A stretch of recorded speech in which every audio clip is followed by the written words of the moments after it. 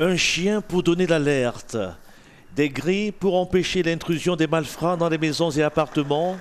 Pas de doute, à Tanafou, un quartier sensible de Passementi, dans la commune de Mamoudzou, les habitants éprouvent toujours la peur d'être cambriolés. Bien sûr, il y a eu des cambriolages, on est vigilant. Le jour où on pourra se promener avec nos familles en bord de mer ou au parc à 18h, là on pourra dire que la sécurité est rétablie comme dans n'importe quel département en France.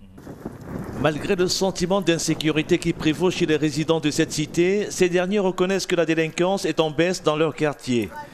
Ils saluent la présence renforcée des forces de sécurité à Tanafou.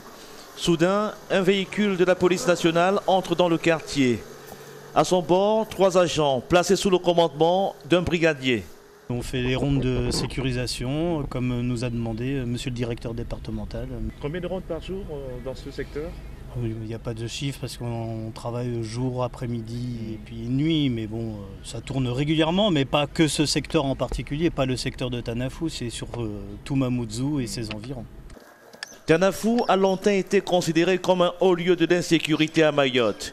24 heures après la publication de chiffres officiels faisant état de la baisse de la délinquance dans le département, une entreprise emménage au cœur de la cité. Elle est spécialisée dans la vidéoprotection. Il ne faut pas baisser les gardes, parce que c'est juste une pause, on va dire. Et justement, dans cette pause-là, on doit être très attentif et mettre en place ce qu'il faut, les moyens qu'il faut au niveau de la sécurité. Comme à Tanafou, dans de nombreux quartiers de Mamoudzou, le constat est le même. Il y a de moins en moins d'actes de délinquance. Mais pas question de parler pour le moment du retour de la sécurité totale à Mayotte. La population exhorte des autorités à maintenir